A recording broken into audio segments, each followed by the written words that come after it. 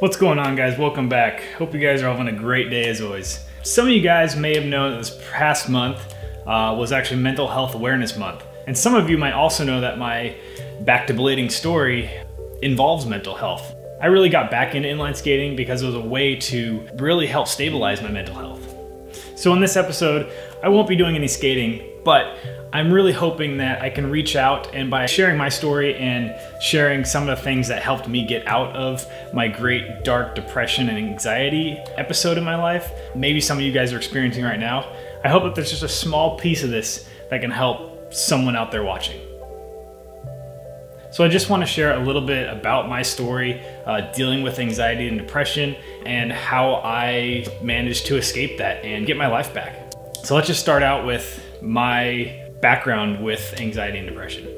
I'm not going to go into the actual causes and kind of the thoughts that were actually going through my head, just because I just don't think that's necessary, but just realize that I was to a point that I literally felt trapped inside my own mind. I was having out-of-body experiences daily. I just felt like there was nothing that could be done. I felt like I was hopeless. It was terrible. It was to the point where I wasn't just feeling it mentally. I was getting headaches. I was tensing up all the time.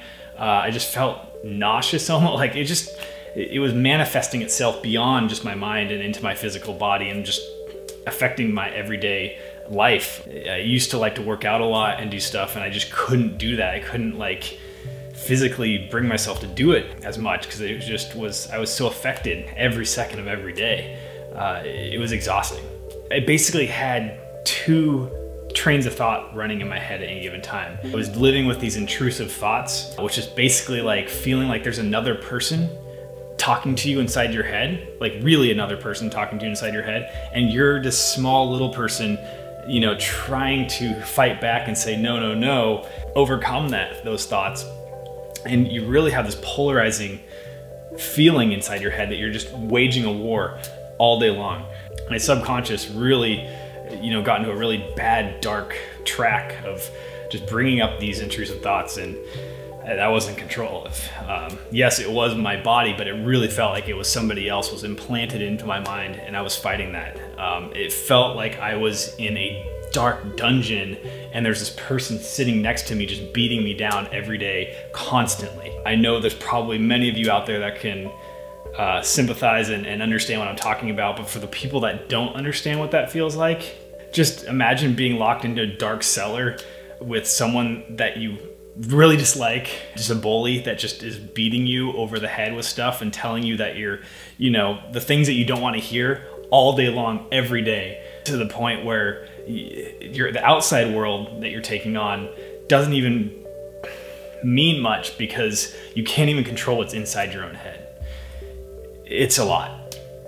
It really just feels like you're in a torture chamber that you're never going to escape. And that's the scariest part. Because it's in your own head, you can't explain it to people, and it's not a physical thing that you can just take out of your body or like fix, you know? It's more like, you know, when you try to learn something new and how daunting that feels, like, oh, I'm never gonna remember that or never gonna be able to learn that kind of thing. It's almost that feeling where it's like, I'm never gonna escape this or never be able to like train this down or train this out of me in a way. And so that's the scariest part, is because it's so bad living with that, and not feeling like you're ever going to be able to take it back over and get your life back, because you can remember when life was good and you want to get back to that, but you just don't feel it, or you're so trapped that you just don't think you can ever get out of it. That's kind of the stuff I was feeling. It's hard to recall it perfectly now. It's been a few years. I'm just doing my best to recall and put this on camera in hopes that it'll help someone else out. I was never a person that ever thought I'd ever experienced something like this in my whole life. Like, I've always been pretty happy and like level-headed and, you know, easygoing, and things don't really ever get to me, and I don't let them get in my head. But, you know, this did, and it just took me, and it took me by surprise until I was just in a place where I couldn't help myself really. So, you know, I really don't think without, at least to help jumpstart my recovery, you know, having some medication and having someone that was professionally trained to talk through and give me some tips and some strategies to help realign my mind, I don't know if I would have got out of this by myself, and I still would have probably been in it to this day. So, you know, definitely talk to somebody. That is huge. Also, you know, don't be scared of medication. There's a lot of negatives and positives with it. I wouldn't say try to stay on it for a long time, but if you're in such a deep place that you just literally cannot, it's just, there's no possible way, you know, don't be too proud to take medication, at least for a little bit of time.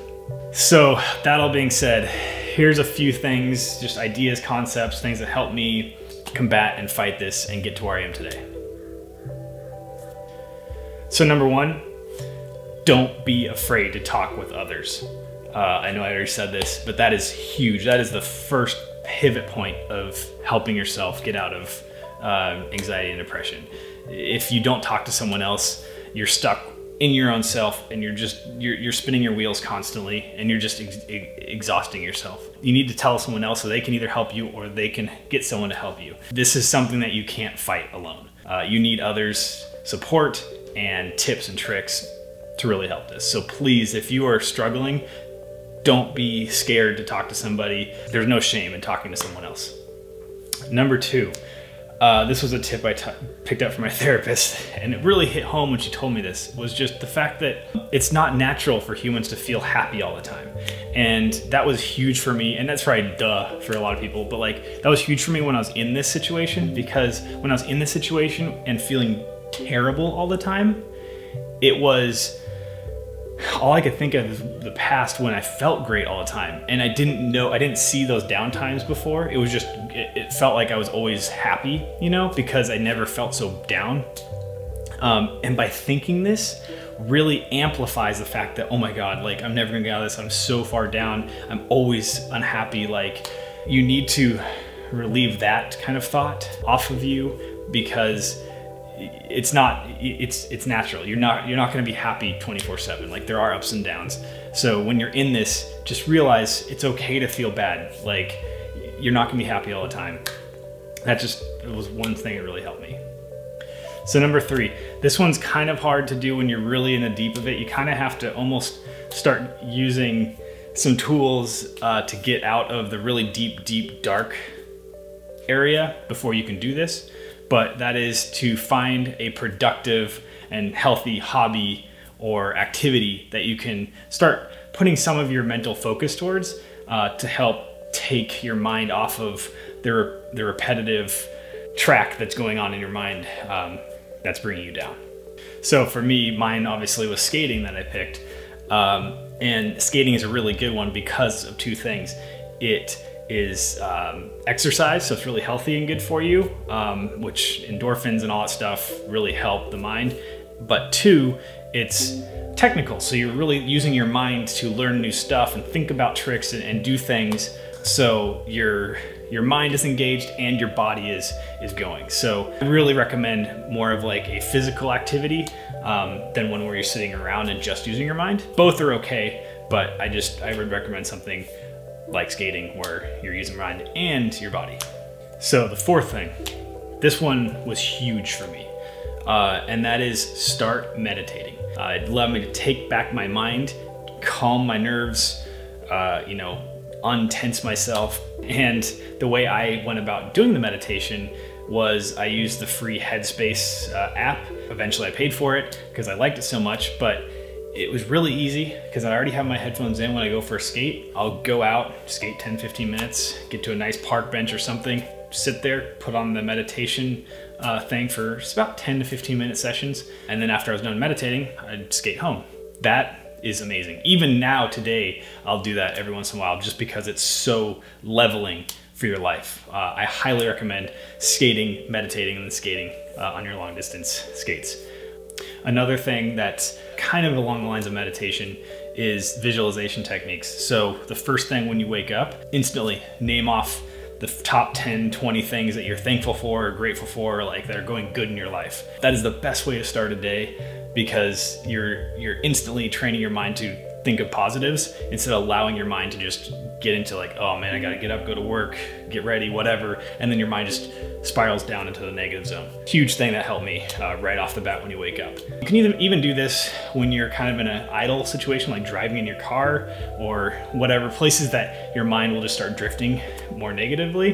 The third thing kind of in this meditation area that helped me was a little game that my therapist told me to play, that when I ever start feeling that voice inside me coming on again, that second would start naming off anything around me, anything I was seeing, just start naming stuff or like colors or whatever, quickly jumping into naming, oh, look at all these different skates I have here. What are all the different brands of them? Like just taking your mind quickly off of what your mind is trying to do to you and putting it somewhere else. It can be complete nonsense, but just do that for, you know, a minute, and hopefully over time doing that again and again and again, it's really going to start capping what your mind's trying to do subconsciously.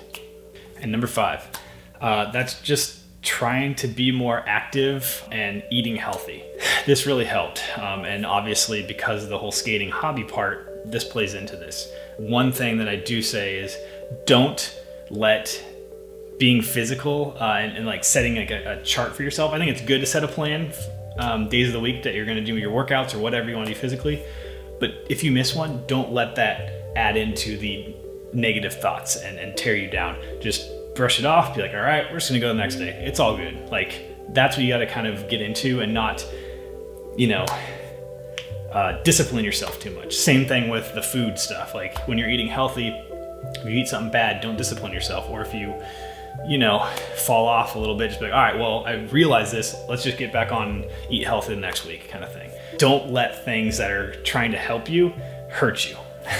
But yes, being active, like I said before, the endorphins and all that, and eating healthy just really changes how your mind thinks and how you feel. And I feel like once you can change how you feel, it's easier to take over what your mind is thinking automatically. So hopefully those things help you guys. One thing I really found and learned through this whole experience was your mind is literally like a record. The more things that you think about, your mind will automatically make a groove like a record groove. And pretty soon, if you think about that stuff so much, your mind will automatically or subconsciously, that needle will slip into that record and just play that thought. That's how it works. And it takes more work consciously to keep removing that record needle out of that groove in order to reclaim your mind. And if you let your mind subconsciously keep going back into that rut just keeps getting bigger and bigger and bigger until it just becomes this hard thing to move out of. I know this video was not like any of my other videos, but I thought it was important enough to get out there for you. And I really hope some of you guys could take something away from this video and just know that you guys are not alone.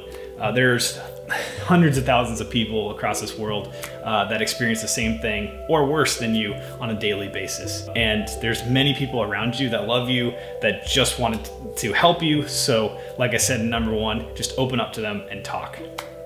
Other than that, if there's some other tips that you think work really well, please let me know in the comments below. I'd love this to be just a little database of great tips for dealing with mental health issues for other people around the world.